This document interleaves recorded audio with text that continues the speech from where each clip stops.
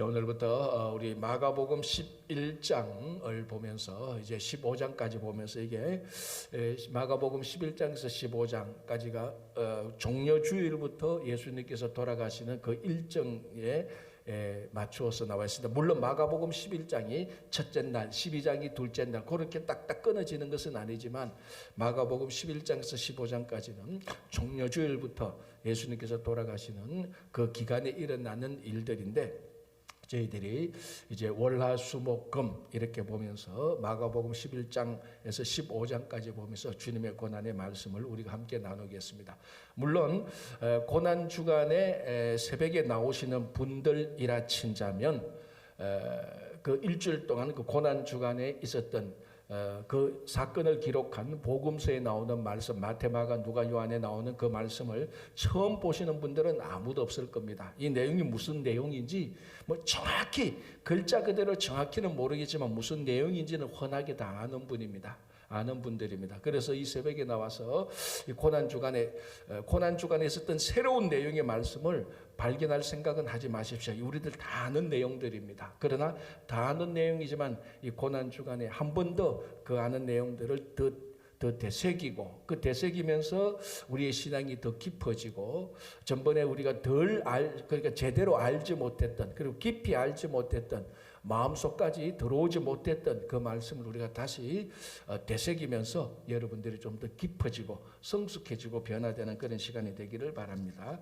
자, 마가복음 11장 1절에서 11절은 사실은 일정으로 따지면 오늘이 아니고 어제 일어났던 내용입니다. 즉 종려주일날에 일어났던 내용이죠. 종려주일날에 예수님께서 베다니에 계시다. 이 베다니는 원래 예루살렘 성전에서 가까운 곳에 있는 곳입니다. 충분히 걸어서 올 수 있는 그 길인데, 이 베다니가 바로 예수님께서 가장 사랑했던 나사로 그리고 마리아 마르다가 있었던 집이죠. 그래서 예수님께서 예루살렘에 오면은 이 베다니에 있는 마리아 마르다 나사로 집에서 머물렀던 기록을 우리가 볼 수 있습니다. 오늘 또 예수님께서 마지막 이 고난 주간에 종려주일을 맞이하면서 베다니에서 이제 나귀를 타고 예루살렘으로 들어오는 겁니다. 우리가 뭐 잘 아는 대로 로마 황제가 입성할 때 나귀를 타고 들어오지는 않습니다. 가장 폼나는, 가장 권위가 있는 마차를 대동하고 군사들을 대동하고 그렇게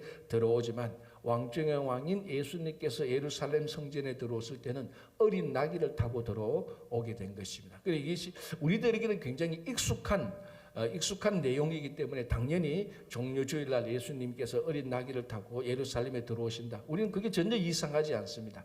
그러나 처음 2000년 전에 어린 나귀를 타고 왕이신 예수님께서 예루살렘 성전에 들어왔을 때는 그것만큼 어색하고 어떻게 보면 블랙 코미디와 같은 거죠. 굉장히 우스운, 앞뒤가 맞지 않는 그런 내용일 것입니다. 그러면 왜 예수님께서 나귀를 타고 성전에 들어왔습니까? 물론 그건 스가랴 5장에 나오는 메시아가 이 땅에 임할 때에 정말 참된 왕의 모습을 성취하는 그런 모습이기도 하지만, 그런 모습 가운데서 예수님께서 나귀를 타고 오신 그 내용, 나귀를 타고 오신 그 의미, 그것이 굉장히 중요한 것이죠. 자, 이 나귀를 타고 들어오신 예수님의 그 모습에서 참된 왕의, 세상의 왕이 아니고 로마 황제의 모습이 아니고 뭐 어떤 권위 있는 아니면 권위가 없다 할지라도 그것이 왕이든 수상이든 총리든 임금이든 대통령이든 지금까지 역사상에 있었던 최고 권력자, 최고 지도자가 가지고 있는 그런 의미하고는 전혀 딴판인, 완전히 다른, 어떤 세상의 최고 권력자, 최고 지도자하고는 다른 그런 의미를 보여주는 왕의 모습이 나타납니다. 이 나귀 새끼를 타고 들어왔다는 그 의미 하나에서. 자, 그럼 나귀 새끼를 타고 온 예수님의 그 의미가 무엇인가? 간단하게 말하자면 무조건 이거는 첫 번째는 겸손입니다. 겸손한 왕이죠. 자, 이 스가랴 선지자는 언제 활동을 했는가 하면은 이스라엘 백성들이 그러니까 북이스라엘 남유다 갈라졌다가 남유다가 바빌론에게 망한 다음에 다시 예루살렘으로 귀환하잖아요. 그러니까 이 스가랴 선지자는 바빌론이 망하고 난 다음에 귀환할 때 그때의 선지자입니다. 스가랴가. 그러니까 이때 이 스가랴 선지자가 바로 나중에 메시아는 나귀를 타고 입성할 것이라고 선언을 했는데 그게 지금 예수님에게서 성취되고 있는 것입니다. 자, 그렇다면 이때 스가랴 선지자가 했을 때 왕이 그러면 이 스가랴 선지자는 어떤 의미에서 왕이 나귀를 타고 올 것이라고 예언을 하는 겁니까? 이 자체가 그러니까 예수님께서 스가랴 선지자의 말씀을 성취했는데 그러면 스가랴 선지자가 했던 그 원래의 의미는 뭔가? 그 원래의 의미가 예수님께서 나귀를 타고 들어온 그 의미하고 일치하거든요. 자, 그게 이 남유다 백성들이 바벨론에 의해서 폭삭망했습니다. 성전이 무너졌죠. 정말 성전이 무너지리라고 그 사람들은 생각해 본 적이 없었는데 왜냐하면 성전은 하나님의 집이니까. 사람은 지키지 않는다 할지라도 하나님이 지키는 이 집은 무너지지 아니라고 생각을 했습니다. 그럼에도 불구하고 바벨론에서 완전 폭삭망했습니다. 그리고 자기들이 다 포로로 잡혀갔죠. 1차, 2차, 3차에 걸쳐서. 그래서 바벨론에 있는 동안 이 사람들이 무지 회개하고 무지 자기 자신들의 삶을 되돌아보고 도대체 하나님은 어떤 것인가. 그러니까 신앙과 인생과 전 세계에 대하여서 하나님에 대해서 총체적으로 처음부터 다 다시 생각합니다. 사실 어떻게 보면은 이 바벨론에게 포로 잡혔을 때 이스라엘 백성들이 우리말로 하면은 그 참 잘된 겁니다. 왜냐하면 그렇지 않다면은 자기들의 신앙을 처음부터 되돌아보지 못했으니까. 이제 처음부터 되돌아보면서 가장 중요한 요소가 뭡니까? 왜 우리가 망했냐? 아니 우리는 전지전능한 하나님을 믿는데 유일한 정말 참신을 믿는데 왜 우리가 망했냐? 뭐 그런 일에서부터 왜 우리가 우상을 섬겼지? 뭐 온갖 것들을 다 생각하고 인간적으로 말하면 반성하고 회개하기 시작했는데 그 중에 하나가 야 참 우리들이 교만했다. 정말 우리들이 교만에 대한 이 회개가 나타나는 겁니다. 그래서 우리가 예레미야 선지자의 말씀대로 다시 우리가 예루살렘에 돌아간다면 진짜로 우리가 교만하지 말고 하나님 앞에서 교만하지 말고 겸손하게 살자. 그런 이제 신앙적인 각성이 생깁니다. 그러면서 무슨 생각이 드는가 하면은 그럼 앞으로 우리가 또 바벨론에서 우리가 해방되어서 가나안에 돌아가면 또 우리가 우리에게 왕이 나타나고 또 우리가 백성들로서 살아야 될 건데 우리가 그럼 앞으로 이제 교만하지 말고 겸손하게 살 건데 그럼 우리를 다스리는 왕은 어떤 왕이어야 될 것인가? 그 왕 역시조차도 겸손한 왕이 되어야 될 것이라는 그런 생각들이 백성들 가운데 쫙 퍼집니다. 우리가 교만해서 하나님으로부터 심판을 받았으니 우리가 가나안에 돌아가면 절대로 교만하지 말자. 겸손하게 살아야 된다. 그게 이스라엘 백성들이 회개한 중요한 내용 중에 하나입니다. 그러면 우리를 통치하는 왕은 어떤 왕이어야 될까? 당연히 겸손한 왕이어야 되죠. 당연히 겸손한 왕이다. 그 겸손한 왕이야말로 우리를 다스릴 수 있는 정말 왕이다라고 그런 각성이 주어집니다. 그래서 스가랴 선지자가 앞으로 참된 왕은 겸손한 왕일 것이다. 그 겸손한 왕의 표시가 뭡니까? 나귀를 타고 오실 것이다. 근데 그것을 정확히 성취하신 분이 바로 예수 그리스도입니다. 그리고 예수님은 나귀를 타고 오심으로써 정말 이 세상에 참된 최고 지도자는 누군가? 정말 겸손한 사람이어야 된다라는 것을 이 나귀를 타고 들으면서 겸손의 의미를 정확히 알려주는 것입니다. 자, 또 하나는 우리가 제일 쉽게 말하는 것은 또 평화를 의미하는 것이기도 합니다. 그런데 요거는 우리가 잠시 건너뛰고 우리가 잘 알지 못하는 나귀의 속성, 요걸 우리가 한번 또 좀 살펴볼 의미가 있는데요. 우리가 잘 알지 못한 나귀의 속성은 어쨌거나 그게 나귀의 속성인지 아닌지는 모르겠지만은 제가 짐승을 연구하는 사람은 아니니까 이 당시 이스라엘이 나귀에 대해서 어떤 생각을 하고 있었냐 그게 중요한 거죠. 나귀는 순종하는 짐승이라고 자기들은 믿고 있었습니다. 자, 우리가 이사야 선지자를 보면은 이스라엘 백성들이 막 교만하고 불순종할 때 이사야 선지자가 뭐라고 말합니까? 야, 나귀조차도 자기들의 주인이 누구인지 아는데 왜 너희들의 주인인 하나님을 알지 못하느냐? 빨리 하나님께 돌아오라. 그렇게 얘기를 하면서 이사야 선지자가 이 나귀조차도 주인을 안다라고 비유로 말하는 내용이 있습니다. 이 나귀는 주인을 알고 그리고 이스라엘 백성들이 생각하고 있었던 나귀의 속성이 뭔가 하면 나귀는 주인이 배당해 주는 밥통, 고기에 있는 음식만 먹는다고 합니다. 주인이 주는 음식만 먹는 거죠. 여기에 담겨지는 의미가 뭔가 하면은 이 나귀는 자기 주인을 알아보고 주인에게만 순종하는 그런 습성이 있다고 이스라엘 백성들이 생각하고 있었습니다. 이 나귀에 담겨지는 의미는 순종의 의미가 들어가 있는 겁니다. 그래서 왕이 이 땅에 왔었는데 그 왕은 어떤 왕이냐? 당연히 겸손한 왕이어야 되고 평화를 추구하는 왕이어야 되고 그 왕의 속성은 뭔가 하면 순종하는 왕이어야 된다는 것입니다. 자, 여러분, 왕이 순종하는 존재는 아니잖아요. 왕은 백성들에게 순종하도록 만드는 사람이 왕입니다. 백성들은 순종하고 왕은 통치하는 겁니다. 그게 이 로마 시대에 그리고 이 시대에 예수님 시대나 로마 시대나 바벨론 시대에 모든 사람들이 생각하고 있던 왕이었습니다. 왕은 순종하는 사람이 아닙니다. 순종하도록 만들고 백성들이 왕에게 순종하도록 하는 거죠. 자, 그런데 이 예수님께서 나귀를 타고 오셨다. 그럼 예수님께서 이제 성전의 왕으로 들어가는데 그 왕은 어떤 왕이냐? 순종하도록 만드는 왕이 아니고 왕 자체가 순종하는 겁니다. 자, 그러면 이 왕이 순종할 수 있는 유일한 존재는 하나밖에 없죠. 왕 위에는 누구밖에 없습니까? 하나님밖에 없습니다. 그러니까 이 왕이라는 것은 참된 왕이라는 것은 백성들을 자기에게 순종시키기 전에 자기 자신이 먼저 하나님께 순종할 줄 알아야 되는 것입니다. 그러니까 자 보십시오. 여기에서 그 당시 로마 황제는 어떤 존재였습니까? 자기가 신이라고 생각했습니다. 실제로 자기 인식이 모든 권력이 절대 권력이 로마 황제에게 있으니까 실제로 어떤 황제는 실제로 자기가 신의 아들이라고 확신을 했습니다. 어떤 신적인 작업을 한 게 아니고 자기는 진짜 신의 아들이라고 자기 착각을 확신했던 그런 황제들이 많이 있었습니다.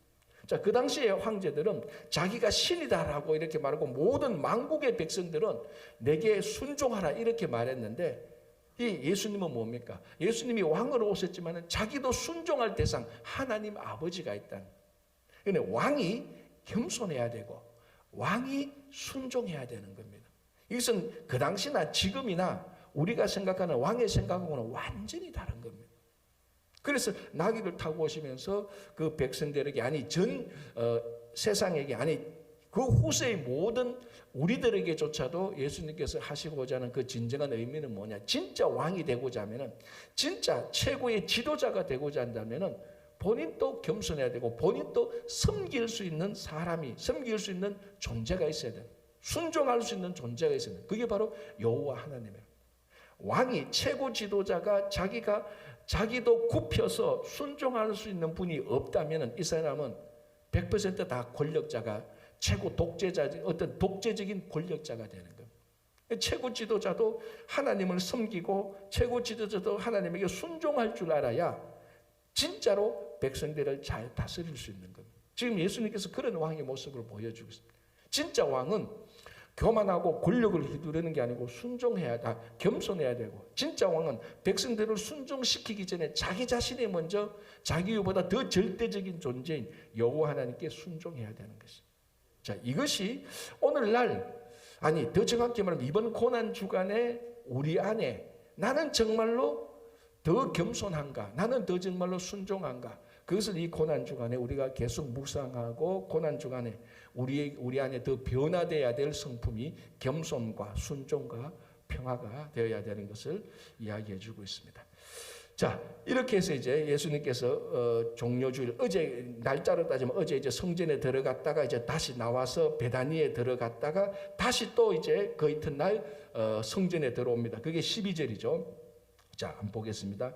이튿날 그들이 베다니에서 나왔을 때에 예수께서 시장한지라 멀리서 잎사귀 있는 한 무화과 나무를 보시고, 자 이게 이제 예수님께서 무화과 열매 맺지 못하는 무화과 나무를 심판하는 내용이죠. 그게 12절에서 14절 나오고 그 다음에 20절부터 25절까지 무화과 나무가 말라서 열매를 맺지 못하는 것을 예수님께서 심판하는 그 내용이 나옵니다. 자 13절 다시 볼게요.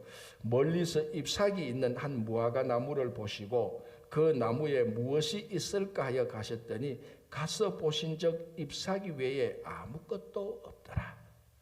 어떻게 보면은 예수님께서도 속았습니다. 멀리서 보니까 잎사귀가 아주 많은 무화과 나무가 있습니다. 그러면 당연히 사람들은 뭐라고 생각하죠? 지금 배가 고프니까. 자, 지금 예수님께서 굉장히 배가 고픕니다.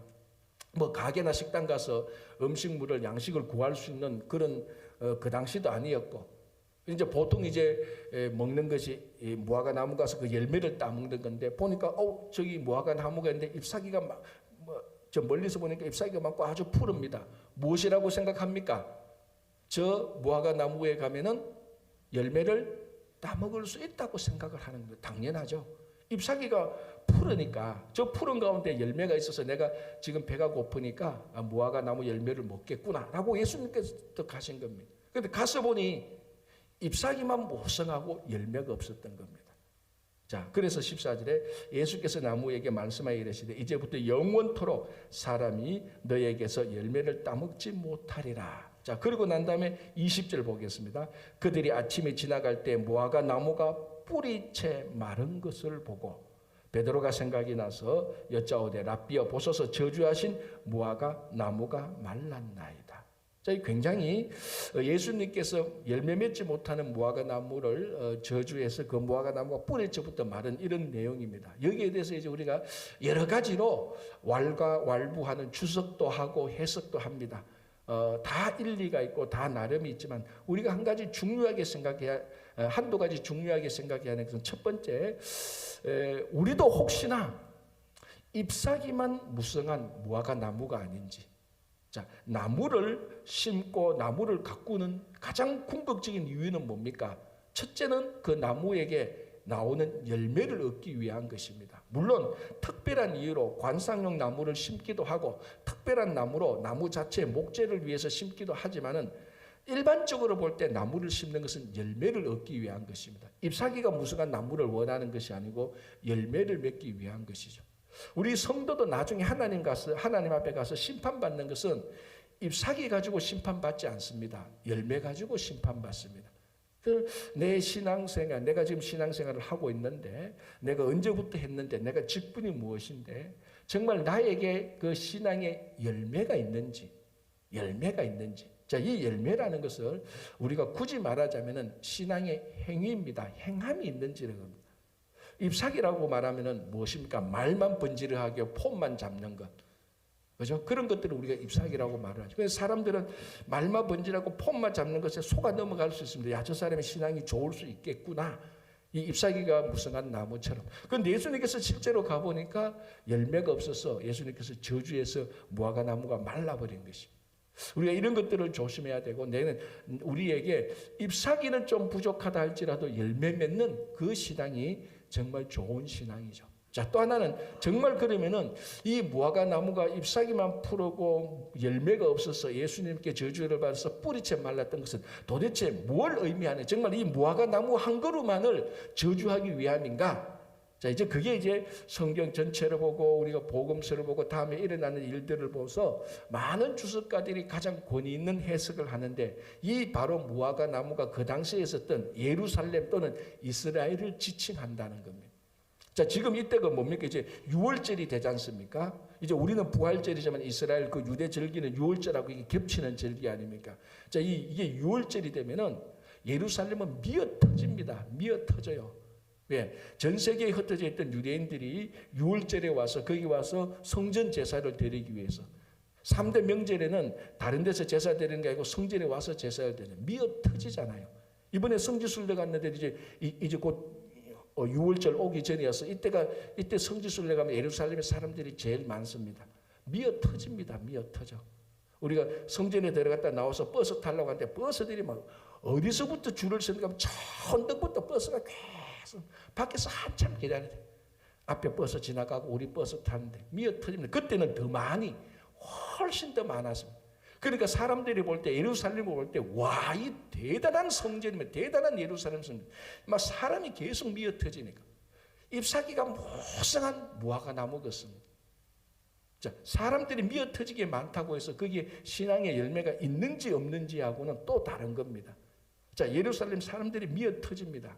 그러나 하나님께서 원하는 것은 사람들이 미어 터지게 많은 게 아니고 각자 한 사람에게 신앙의 열매가 있는 것, 그거를 보는 거예요. 지금 예수님께서 이 무화과 나무를 보니까 열매가 없는 겁니다.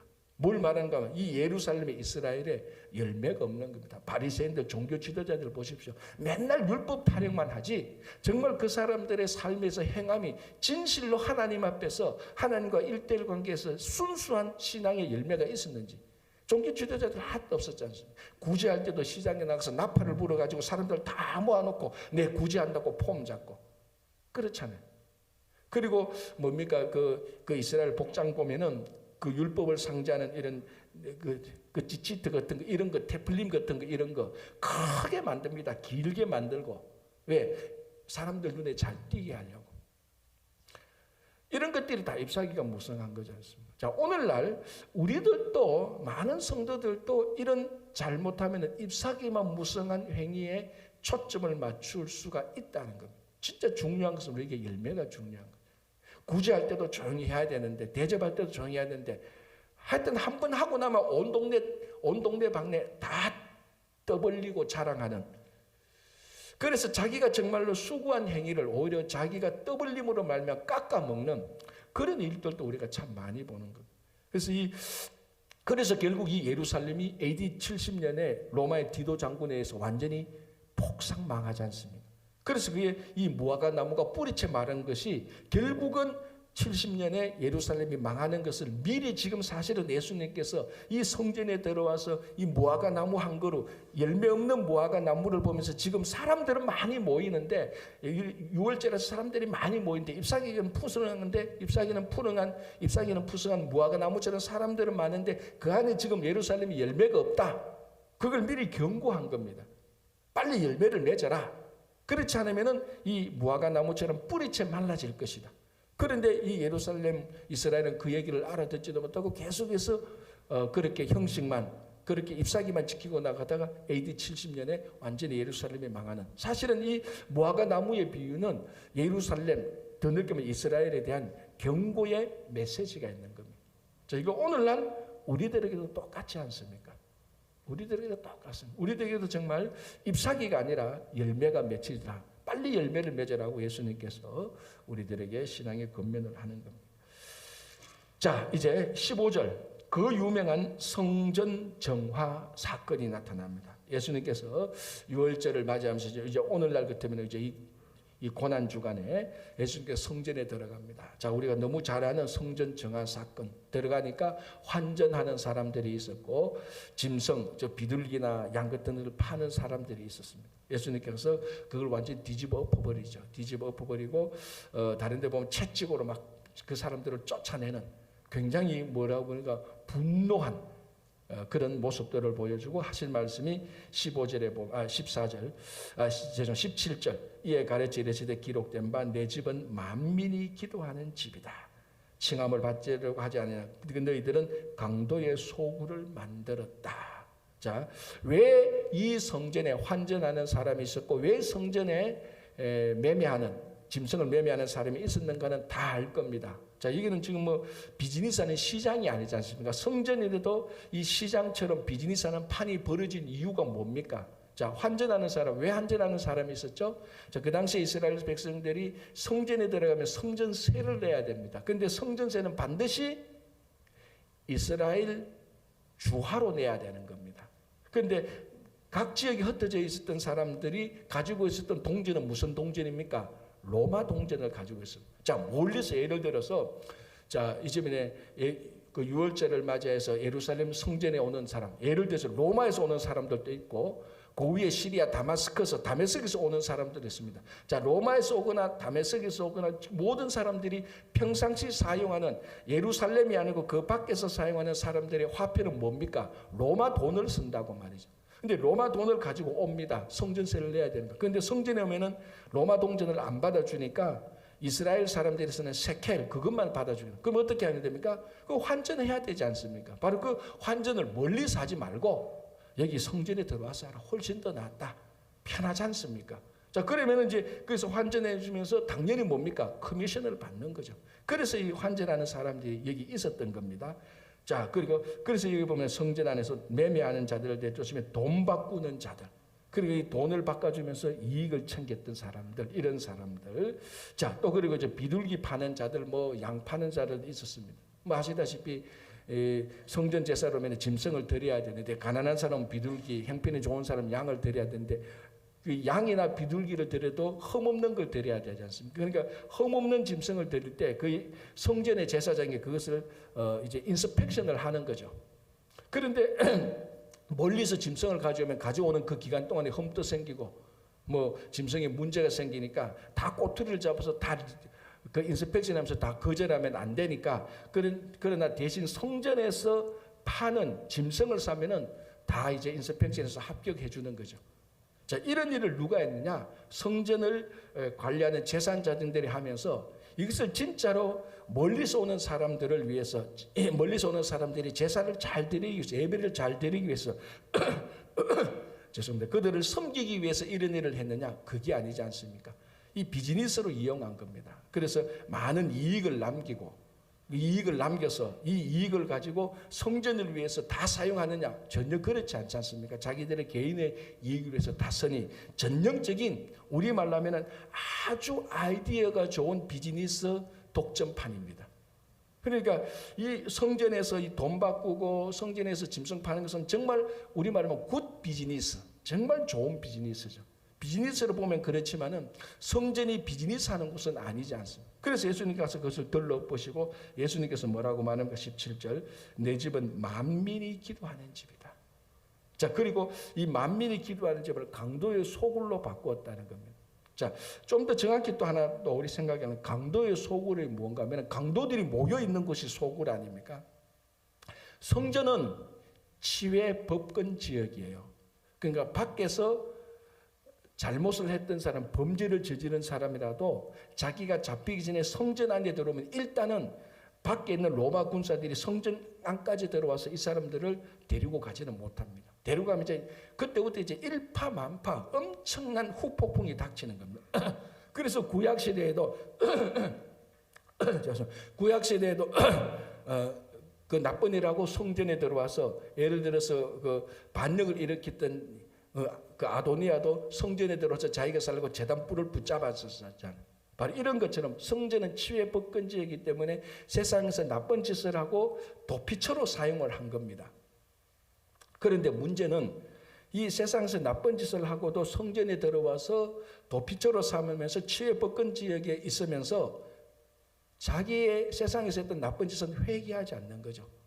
세상에서 나쁜 짓하고 일단 무조건 군인들이나 어떤 공권력을 피해서 성전에 들어오기만 하면 일단은 사니까, 그러니까 성전을 하나님의 피난처인데 피난처를 악용하는 겁니다. 그래서 동쪽에서 나쁜 짓을 했다가 또 성전에 들어와서 피난처로 삼고, 서쪽에서 나쁜 짓을 했다가 성전에 들어서 피난처로 삼고, 그러니까 그러니까 범죄자들이 다 모이는 겁니다. 성전에 와서 진짜 거기 와서 하나님을 만나고 회개하고 진심으로 회개하고 내가 앞으로는 이런 짓을 하지 않겠습니다. 회개해야 될 그 성전이 여기서 범죄자 모이고 저기서 범죄자 모이고 범죄자의 소굴이 되는 겁니다. 지금 그래서 그런 의미로도 말합니다. 너희는 강도의 소굴을 만들었다. 이 성전에 와서 만민이 기도하는 집인데, 모든 사람이, 자, 여기서 기도라는 것은 단순히 우리가 말하는 기도만을 의미하는 건 아닙니다. 단순한 의미가 아니고 여기서 말하는 기도하는 것은 하나님을 만나는 곳, 그러니까 기도도 되고 찬양도 되고 성경 하나님의 말씀을 읽는 것도 되고 말씀을 듣는 것도 되고 예배 드리는 것도 되고 굉장히 범위가 넓은 의미입니다. 어쨌든 이 기도하는 집이라는 것은 하나님을 만나는 곳인데, 하나님을 만날 생각은 안 하고 세상에서 지은 죄를 면피하려고, 치외 법권 지역이니까 거기 들어와서 모여 있으니, 이런 사람들이 모여 있으니 강도의 소굴, 범죄자의 소굴 아닙니다. 회개해야 될 곳이 하나님을 만나야 될 곳인데 하나님을 만날 생각은 전혀 없고 자기 죄를 피하기 위한 임시 도피처로만 생각해놨어요. 그 강도들의 소굴이 된 겁니다. 자, 그래서 예수님께서 성전은 뭐라고 말합니까? 만민이 기도하는 집이다. 이곳에 와서 너희들이 하나님을 만나고, 하나님을 만나면 당연히 무슨 일이 생깁니까? 진짜 하나님을 만나면 첫 번째 일어나는 게 뭡니까? 우리 죄가 보이지 않습니까? 거룩하신 하나님을 만났는데 나 깨끗해. 내가 하나님을 만나보니까 내가 정말 인생 잘 살았네. 하나님을 만나보니까 내가 죄가 없어. 저 사람들이 내보고 나쁜 놈이라 그러는데 하나님을 만나보니까 나 좋은 놈이야, 좋은 사람이야. 그렇게 말하는 사람은 한 명도 없습니다. 하나님을 만나는 순간부터 어떤 위대한 인물이라 할지라도 진짜 하나님 앞에 만나면 내가 죄인입니다라고 고백하고 회개가 일어나는 겁니다. 우리 이사야 선지자가 성전에서 그랬지 않습니까? 성전에서 하나님 만나니까 화로다 내가 망하게 되었도다라고 말하지 않습니까? 그러니까 성전에 들어와서 기도하는, 성전이 기도하는 집이 된다면, 자기에게 기도하는 집이 된다면 첫 번째 일어나는 일이 회개입니다. 그런데 이 강도들은 범죄자는 회개를 안 하니 예수님께서 너희들이 강도의 소굴을 만드는 거라고 책망을 하는 거예요. 자, 하나 중요한 게 또 있죠. 기도하는 집 앞에 뭐라고 붙어 있습니까? 만민이 기도하는 집입니다. 자, 이 당시에 종교 지도자들은 성전을 누가 기도하는 집이라고 생각했죠? 유대인들이 기도하는 집이라고 생각했어요. 근데 예수님은 이 성전은 만민이 기도하는 집이다. 이방인도 와서 기도할 수 있고 여자도 종이나 누구든지 다 기도할 수 있고, 이 성전에 대해서 완전히 획기적인 그 종교 지도자들이 생각하는 성전하고 완전히 다른 거죠. 물론 우리가 좀 더 생각하면은 이 성전은 또 예수님 자신을 가리킨다고 우리가 또 생각을 할 수 있겠지만 그까지는 가지 않다 할지라도 여기서 성전 정화상권, 만민이 모여서 모든 사람들이 모여서 하나님을 만나고 회개하고 하나님을 경험하고 하나님께 영광 돌리는 것이 성전인데, 어떤 사람들은 범죄자의 소굴로 만들어버리고 어떤 사람은 비즈니스 장사판으로 만들어버리고, 자, 이걸 어떻게 해야 됩니까? 이런 성전을 어떻게 해야 됩니까? 뒤집어 엎어야죠. 그래서 예수님께서 뭐라고 되어 있습니까? 15절 끝부분에 둘러 엎으시매, 뒤집어 엎어버려요. 자, 우리가 하나의 성전이라고 할 때 우리 평생에 모든 하는 것들이 죄를 짓고 회개도 하지 않고 맨날 비즈니스 이익만, 물질적인 어떤 세상의 이익만 생각하고 하나님을 만날 생각하지 않는 우리 인생이 바로 이 당시의 성전이라면 어떻게 됩니까? 이번 고난 주간 기간 동안에 우리 자신을 둘러 엎어야 됩니다.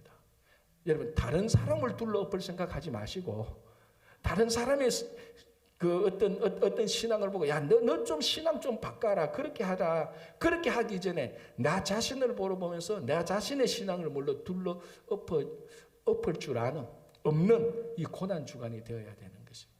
이번 한 주 동안에 정말 짧은 시간이지만은 우리가 말씀을 묵상하고 한 끼 금식을 하면서 내 속에 둘러 엎어야 될 게 뭐냐?